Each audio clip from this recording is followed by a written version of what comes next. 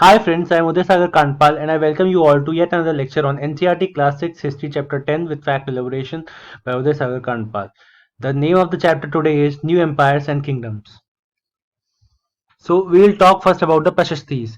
A Prashasti is an inscription. Our Prashasti inscriptions are eulogistic inscriptions issued by Indian rulers from the first millennium CE onwards, written in the form of poetry or ornate prose. The Prashastis were generally composed by the court poets.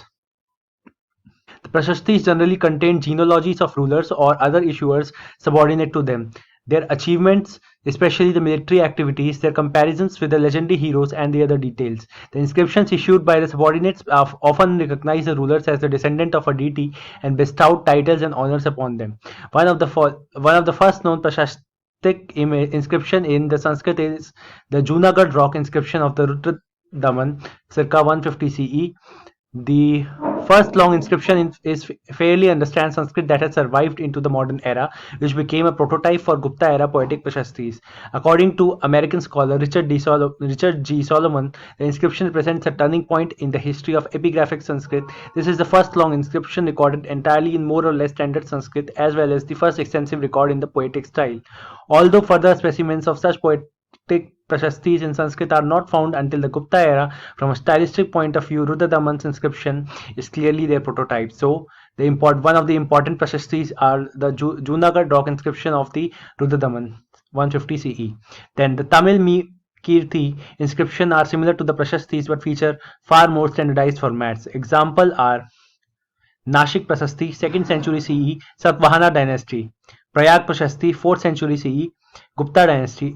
It lists the rulers against whom the Gupta king Samudragupta fought. It also describes the policy that allowed toward the set of rulers.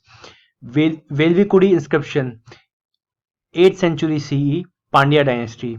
And Deopad Prashasti, Sena dynasty. So we have these four Prashastis like the Nashik Prashasti, the Prayag Prashasti, the Velvikudi inscription, and the Deopad Prashasti from Satvahana dynasty, Gupta dynasty, Pandya dynasty, and Sena dynasty, respectively. Now we'll talk about Harisena, who was Samudragupta's poet. Harisena, also called Harisena or Hirisena, was 4th century Sanskrit poet, panegyrist, and government minister. He was an important figure in the court of Gupta Emperor Samudragupta.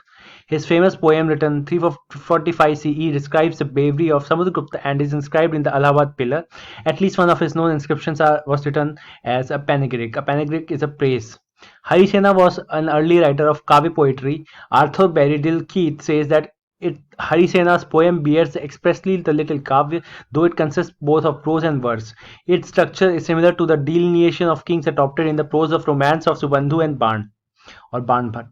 Other works attributed to either the author or the other by the same name includes Apabhrams, Dharmapariksh, Karpur Prakar or the Suktavali, the medical treatise Jagat Sundari, Yogmaladhikar, Yashodhara Kant, Ashtanika Katha, Ashtanik Katha, Brihat Katha Kosh. He was also the chief minister of Samudragupta's empire. Harisena had a great interest in playing the lute with his friend Samudragupta. Harisena had also played an important role in the marriage of Samudragupta with Datta Devi, who was the wife of Samudragupta. Now let's talk about Samudragupta's Prashasti or praise. Harisena describes 4 different kind of rulers and tells us that Samudragupta's policy towards them. First, the rulers of Aryavart, the area shaded in the green on the map in the book in the chapter 10 of NCERT. Here there were 9 rulers who were uprooted and their kingdoms were made a part of Samudragupta's empire. The ruler of Dakshinapath, here there were 12 rulers, some of whose capitals are marked with red dots on the map. Same there, they surrendered to Samudragupta after being defeated and he then allowed them to rule again. So first were the Aryavarta. There were 9 Aryavarta rulers, there were 12 Dakshinapath rulers and who were uprooted, who surrendered. The inner circle of the neighboring states including Assam, coastal Bengal, Nepal and number of Garna Sanghas in the northwest marked in purple on the map. They brought tribute, followed his orders and attended his court. The rulers of the outlying area, perhaps the descendant of the Kushana Sand Shakas and the rulers of Sri Lanka who submitted to him and offered daughters in marriage. So there were 4. This is Prashasti by Harisena. The map would be you can find the map in the NCERT book it is for the note purpose. It's not that important. We just need to know that there were 9 rulers in the Aryavata, 12 rulers in Dakshin Path, few in the Gansangsa, and few in the Sri Lanka who offered him his daughters. This is all about how big Samudragupta was. Now let's talk about the Gupta Empire, to which the Samudragupta belonged. The Gupta Empire was an ancient Indian empire existing from the mid to late 3rd century CE to 543 CE. At its zenith, from approximately 319 to 467 CE, it covered much of the Indian subcontinent. This period is considered as the golden age of India by some historians. The ruling dynasty of the empire was funded by Sri Gupta. The most notable rulers of the dynasty were Chandragupta I, Samudragupta, Chandragupta II, alias Vikramaditya. The 5th century CE Sanskrit poet Kalidas credits the Guptas with having conquered about 21 kingdoms both in and outside India, including the kingdoms of Parasikas, the Hunas, the Kambojas, and tribes located in the west and the east, Oxus valleys, the Kinnaras and the Kirats, and others. The Gupta period produced scholars such as Kalidas, Aryabhatta, Varamihir, Vatsyayan, who made the great advancements in many academic fields. The period gave rise to achievements in architecture, sculpture, and painting, and set standards of the form and taste that determined the whole subsequent course of art, not only in India but far beyond her borders. Strong trade ties also made the region an important cultural center and established the region as a base that would influence the nearby kingdoms and regions in South Asia and Southeast Asia. The Puranas, earlier long poems on a variety of subjects, are also thought to have been committed to written texts around the period. Brahmins flourished in the Gupta Empire, but Guptas tolerated people of other faiths as well. Vedic sacrifices reduced in the Gupta period. Chandragupta I was the first Gupta king to acquire the title of Maharaj Dhiraj. So a lot about Gupta Empire here. Now this is the map of Gupta Empire in 375 AD and 450 AD. So you can see the Guptas were there in Vidisha, Ayodhya, Saket, Patliputra, Licchavis in the 375 AD. Then there were western states having Ujjain and Vallabhi. Then there were Vakatakas having Ramagiri, among others. And by 450 AD, they had expanded to Sindh, Yaudhaves, Malavas, Vidisha, Saket, Ayodhya, Prayag, Patliputra, Samatar, Kamrup. And below there is Vakatak. Vakataka has been now occupied by the Gupta Empire. You can see that. And the core region of the Gupta Empire remains nearly the same. There was some. The central Gupta Empire is nearly the same. There were some extensions to the core also, especially in Bengal, Bangladesh, and beyond Mathura. Gupta Empire chronology. After the decline of Shung dynasty, the credit of reuniting the unity of Sanatan culture goes to the people of Gupta dynasty. The Gupta dynasty was founded around 320 AD by Chandragupta I, and dynasty remained under the rule till 510 AD. Art, science, religion, literature flourished a lot during this period, but in history, Sri Gupta and Ghatotkacha are also named, who are believed to belong to the Gupta dynasty, but establishment of the Gupta dynasty is attributed to Chandragupta I only. Following is the chronology of Gupta rulers. So first is Sri Gupta and Ghatotkacha, 275 to 319 AD. Then there is Chandragupta I, 319 to 350 AD. Samudragupta, 350 to 375 AD. Chandragupta II, Vikramaditya, 375 to 415 AD. Kumargupta I, 415 to 455 AD. Skandgupta, 455 to 467 AD. Purugupta, 467 to 473 AD. Kumargupta II, 473 to 477 AD. Buddhagupta, 477 to 495 AD. Narsinggupta Baladitya, 495 to 530 AD. Bhanugupta, 510 AD to future unknown. Venigupta, 507 AD to unknown. Kumargupta, 530 to 543 AD. And Vishnugupta, 543 to 550 AD. So the lineage goes like this: Sri Gupta, Ghatotkacha, Chandragupta I, Samudragupta, Chandragupta II, Vikramaditya, Kumargupta I, Skandgupta, Purugupta, Kumargupta II, Buddhagupta, Narsingupta, Baladitya, Bhanugupta, Venigupta, and Kumargupta III, and Vishnugupta. Of this, the main important Gupta king is the Samudragupta. All the Gupta kings except Narsingupta Baladitya were Vedic religious. Baladitya embraced Buddhism. Narsingupta Baladitya, according to the contemporary writer Parmarth, was brought up under the influence of Mahayanist philosopher Vasubandhu. According to Manjushri Mulkalp, 800 CE, King Narsimgupta became a Buddhist monk and left the world through meditation there. Initially, his rule was only on Magad, but later he subjugated the whole of North India. After this, the king of Kanjivaram in the south was also surrendered. During the time of Skandgupta, the Hunas invaded Kamboja and Gandhar, north Afghanistan. The Huns finally began to enter in India, defending the Gupta Empire by combating the Huns was the biggest event of the reign of Skandgupta.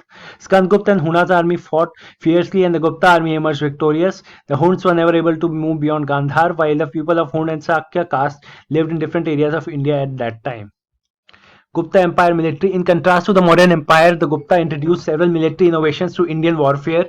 Chief among these were the use of siege engines, heavy cavalry archers, and their sword cavalry. The heavy cavalry formed the core of Gupta army and supported the traditional Indian army elephants of the elephants and light infantry. The utilization of horse archers in the Gupta period is evidence of the coinage of Chandragupta II, Kumargupta I, and Prakashaditya postulated to be Purugupta that depicts the emperors as horse archers. We know that modern empires use elephants extensively in their army. In fact, they elephant were a big part in their army. Similarly, the Gupta also used a big cavalry.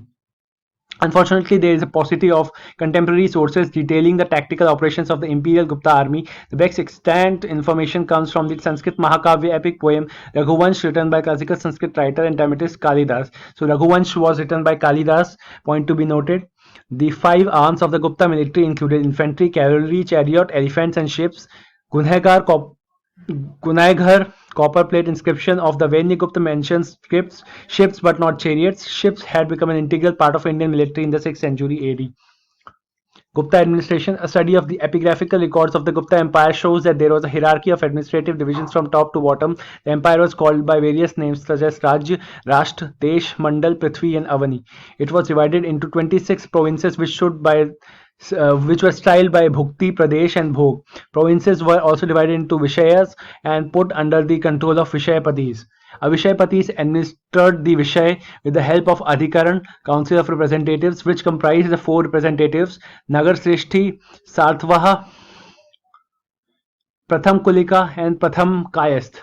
A part of Vishay was called as Vithi. The Gupta also had trading links with the Sassanid and Byzantine Empire. The four-fold Varna system was observed under the Gupta period, but caste system was fluid. Brahmins followed the non-Brahmanical profession as well. Kshatriya were involved in trade and commerce. The society largely coexisted among themselves. Prisoners of war were taken as slaves, and slavery existed in the society. Now let's talk something about Kalidas. Kalidas was a classical Sanskrit author and is often referred to as ancient India's greatest playwright and dramatist. His plays and poetry are primarily based on Vedas, the Ramayana, the Mahabharata, and the Purans. His surviving work consists of 3 plays, 2 epic poems, and 2 shorter poems. Scholars have speculated that Kalidas may have lived near the Himalayas in the vicinity of Ujjain and in Kalinga. This hypothesis is based on Kalidasa's detailed description of the Himalayas in the Kumar Sambhava. Kumar Sambhava was written by Kalidas. The display of his love for Ujjain and in Meghdut. So Meghdut was also written by Kalidas, and his highly eulogistic descriptions of the Kalingan Empire Emperor Hemangad in Raghuvansh 6th Sarg. So we know now that Raghuvansh was written by Kalidas and Meghdut was written by Kalidas. Kumar Sambhav was written by Kalidas. Lakshmidhar Kalla, a Sanskrit scholar and a Kashmiri Pandit, wrote a book titled The Birthplace of Kalidas, 1926, which tries to trace the birthplace of Kalidas based on his writings. He concluded that Kalidas was born in Kashmir but moved southwards and sought the patronage of local rulers to prosper. Poetic composition by Kalidas are Abhijan Shakuntalam, Malvika Agnimitram, Vikramo Ravsiyam, Kumara Sambhavam, Raghuvamsam, and Megha or Meghdutam. Varahamihir was also there in the Gupta Empire. He was a Hindu astronomer, polymath who lived in Ujjain, Madhya Pradesh, India. He was born in the Avanti region, roughly corresponding to the modern-day Malwa, part of the Madhya Pradesh, India, to Aditya Das. According to one of his own works, he was educated at Kapitak. The Indian tradition believes him to be the 9 jewels of the court of Yashoda Varman Vikramaditya of Malwa. However, the claim appears to be the first time in much later texts, and scholars consider his claim to be doubtful because neither Varahamihir and Vikramaditya live in the same century, nor did Varahamihir live in the same century as some of the other names in the 9 jewels list, such as much older Kalidas. Varahamihir's most notable work was the Brihat Samhita, an encyclopedic work on architecture, temple, planetary motions, eclipses, timekeeping, astrology, seasons, cloud formation, rainfall, agriculture, mathematics, gemology, perfumes, and many other topics. So he was a very intelligent person, a very knowledgeable person. The chapters of the Brihat Samhita and verses of Varahamihir was quoted by the Persian traveler and scholar Al-Biruni. So Al-Biruni was a scholar at that time when or sometime in the future where he quoted about Varamir. Then there is Pancha Siddhantika. Varamir's main work is the book Pancha Siddhantika, treatise on the five astronomical canons, dated 575 CE, which gives us information about the older Indian texts which are now lost. This work is a treatise on mathematical astronomy and summarizes five early astronomical treatises by the five authors, namely Surya Siddhant, Romak Siddhant, Polish Siddhant, Vasish Siddhant, and Pitamah Siddhant. Now let's talk about Samudragupta. Samudragupta 350 to 375 CE was a ruler of Gupta Empire of ancient India. As a son of Gupta Emperor Chandragupta I and Lichavi Princess Kumara Devi, he greatly expanded his dynasty's political power. The Allahabad pillar inscription, a Prashasti eulogy composed by the courtier Harisena, credits him with extensive military conquest. It suggests that he defeated several kings in northern India and annexed their territories to his empire. He also marched along the south-eastern coast of India, advancing as far as Pallava kingdom. In addition, he subjugated several frontier kingdoms and tribal oligarchies. His empire extended from Ravi River in the west to the Brahmaputra River in the east, and from Himalayan foothills in the north to the central India and southwest. Several rulers among the southeastern coast were also his tributaries. Samudragupta performed his Ashwamedh sacrifice to prove his imperial sovereignty and, according to his coins, remained undefeated. His gold coins and inscriptions suggest that he was an accomplished poet and played music. The early portion of Allahabad pillar inscription mentions the Samudragupta uprooted Achyut Nag Sen and a ruler whose name lost in the damaged portion of the inscription. The third name ends in a ga and it's generally restored as Ganapati Nag because Achyut Nandin, presumably same as Achyut Nag Sen and Ganapati Nag, are once again mentioned in the later part of the inscription among the kings of Aryavarta, North India, defeated by Samudragupta. These kings are identified as the rulers of the present day western Uttar Pradesh. According to the inscription, Samudragupta reinstated these rulers as they sought his forgiveness. According to Allahabad pillar inscription, Samudragupta captured and later released the following kings of Dakshinapat, the southern region: Mahindra of Kosal, Vyagraj of Mahakantra, Mantraj of Kural, Mahendragiri of Pishtapur, Swamidat of Kottura, Daman of Irandapalla, Vishnugop of Kanchi, Neelaraj of Avmukta, Hastivarman of Vengi, Ugrasen of Pallak, Kuber of Devashatra, Dhananjay of Kushthalpura. Now let's talk about the Pushyabhuti or the Vardhan dynasty. The Vardhan dynasty, also known as the Pushyabhuti dynasty, ruled parts of northern India during the 6th and 7th centuries. The dynasty reached its zenith under the last ruler Harshvardhan, whose empire covered much of the north and northwestern India and extended till Kamrup in the east and Narmada River in the south. The dynasty initially ruled from Sthaneshwar, Thanesar, Haryana, but Harsha eventually made Kanikabja, modern Kannauj, Uttar Pradesh, his capital, from where he ruled until 647 CE.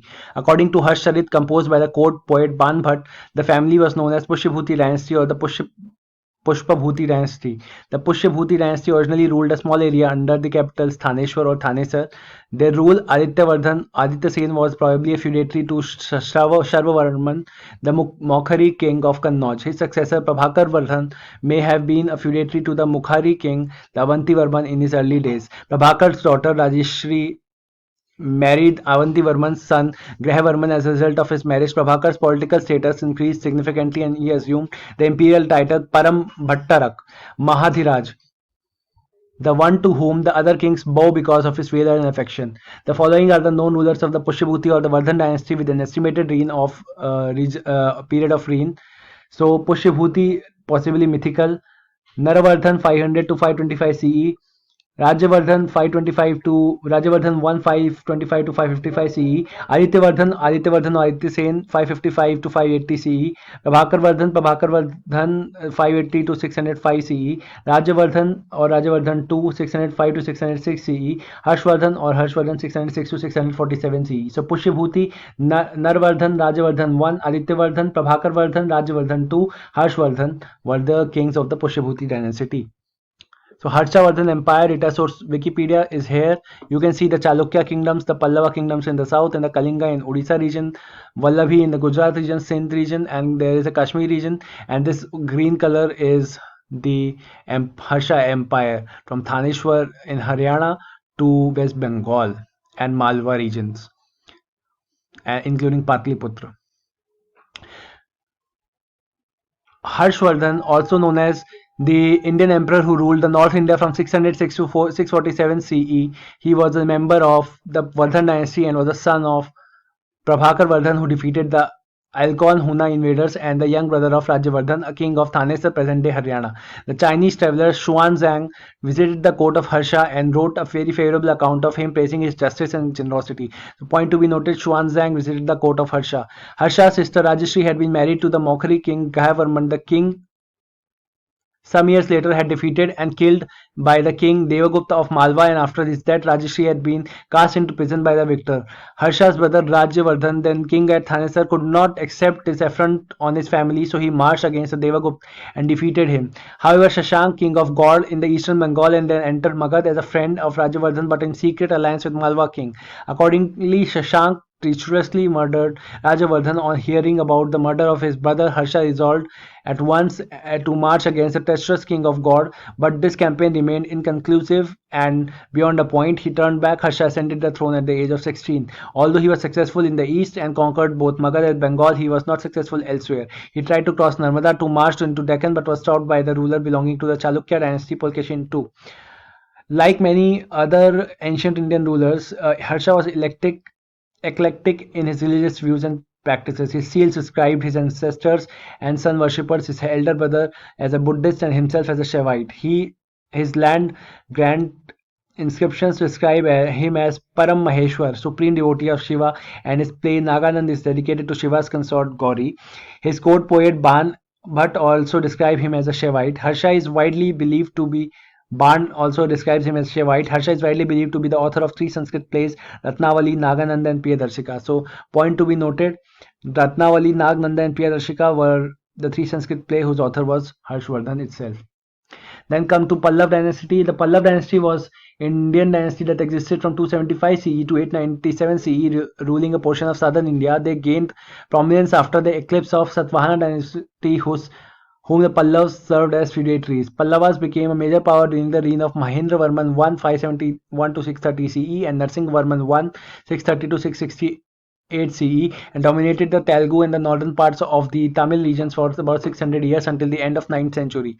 Throughout the reign, they were in constant conflict with both Chalukyas of Vadami in the north and the Tamil kingdoms of Cholas and the Pandyas in the south. The Pallavas were finally defeated by the Chola rulers Aditya I in the 9th century CE. Pallavas were the most noted of the patronage of architecture, the finest example of being the Shore Temple, a UNESCO World Heritage Site in the Mamallapuram, Kanchipuram. It was the capital of Kanchipuram was the capital of Pallav kingdom. The Pallavas who left behind magnificent sculptures and temples established the foundations of medieval South India architecture. They developed the Pallav script from which the Granth ultimately descended. The Pallav script gave rise to several other Southeast Asian scripts. Chinese traveler Xuanzang visited Kanchipuram during the Pallav rule and extolled the benign rule. All early Pallav royal inscriptions were either in Sanskrit or Prakrit, considered the official language of the dynasty, while the official scripts were Pallav and later Granth. Similarly, inscriptions found in the Andhra Pradesh and Karnataka state are in Sanskrit and Prakrit. Under the Pallav dynasty, a unique form of the Granth script, a descendant of the Pallava script, which is a type of Brahminic script, was used. Brahminic script was used. Around the 6th century, it was exported eastwards and influenced the genesis of almost all the Southeast Asian scripts. Pallavas were followers of Hinduism and made gifts of land to gods and Brahmins. In line with the prevalent custom, some of the rulers performed the Ashwamedh and the Vedic sacrifices. They were, however, tolerant of other faiths. The Chinese monk Xuanzang, who visited Kanchipuram during the reign of Narasimhavarman I, reported that there were 100 Buddhist monasteries and 80 temples in Kanchipuram. The Pallavas were in conflict with the major kingdoms at the period of time. A contest for political supremacy existed between the early Pallavas and the Kadambas. The Pallava captured Kanchi from the Cholas as recorded in the Velur Palayam plates around the reign of the fifth king of the Pallav line, Kumaravishnu. Thereafter, Kanchi figures in the inscriptions as capital of Pallavas. The Cholas drove Pallavas away from Kanchi in the mid-4th century in the reign of Vishnugop, the 10th king of the Pallava line. During the reign of Vishnugop Varman II, approximately 500 to 525, a political convulsion engulfed the Pallavas due to the Kalabhra invasion of the Tamil dynasty. Towards the close of the 6th century, the Pallav Simha Vishnu struck a blow against the Kalabhras. The Pandyas followed suit. Thereafter, the Tamil country was divided between the Pallavas in the north, with Kanchipuram as their capital, and Pandyas in the south, with Madurai as their capital. So Pandyas and Pallavas were two. So Pallavas capital was Kanchipuram and Pandyas capital was Madurai. Now Pallava chronology, the early Pallavas, Simbavarman 1 275 to 300, Skandavarman unknown, Vishnugop 350 to 355, Kumar Vishnu 1 350 to 370, Skandvarman 2 370 to 385, Veeravarman 385 to 400, Skandvarman 3 400 to 436, Simhavarman 2 436 to 460, Skandavarman 4 460 to 480, Skandavarman 4 460 to 480, Nandivarman 1 480 to 510, Kumar Vishnu 2 510 to 530, Buddhavarman 530 to 540, Kumar Vishnu 3 540 to 550, and Singhavarman 3 550 to 560. So the list is Simhavarman 1 Skandavarman Vishnu Gop, Kumar Vishnu 1 Skandavarman 2 Veeravarman, Skandavarman 3 Simhavarman 2 Skandavarman 4 Nandivarman 1 Kumar Vishnu 2 Buddhavarman, Kumar Vishnu 3 Simhavarman. Chalukyas of Badami. Now coming about Chalukyas. The Chalukyas was a classical Indian royal dynasty that ruled large parts of southern and the central India between the 6th and the 12th centuries. During this period, they ruled and as three related yet individual dynasties. The earliest dynasty, known as the Balami Chalukyas, ruled from Vatapi, modern Badami, from the middle of the 6th century. The Balami Chalukyas began to assert their independence at the decline of the Kadamba kingdom of Banvasi and rapidly rose to prominence during the reign of Pulkeshin II. After the death of Pulkeshin II, the eastern Chalukyas became an independent kingdom in the eastern Deccan. They ruled from the Vengi until all about 11th century in the western Deccan. The rise of Rashtrakutas in the middle of the 8th century eclipsed the Chalukyas of Badami before being revived by their descendants, the western Chalukyas, in the late 10th century. These western Chalukyas ruled from Kalyani, modern day Basava Kalyan, until the end of 12th century. The rule of the Chalukyas marks an important milestone in the history of South India and a golden age in the history of Karnataka. The political atmosphere in the South India shifted from smaller kingdoms to larger empires with the ascendancy of Badami Chalukyas. A South India-based kingdom took control and consolidated the entire region between the Kaveri and Narmada rivers. The rise of the empire saw the birth of kingdom, efficient administration, overseas trade and commerce, and the development of a new style of architecture called the Chalukyan architecture. The Kannada literature, which enjoyed royal support from the 9th century, Rashtrakuta court found eager patronage from the western Chalukyas in the Jain and the Veer Shiva tradition. The 11th century saw the patronage of the Telugu literature under the eastern Chalukyas. In the 6th century, with the decline of Gupta dynasty, their immediate successors in northern India, major changes began to appear in the area of South Vindhyas and the Deccan and Tamilam.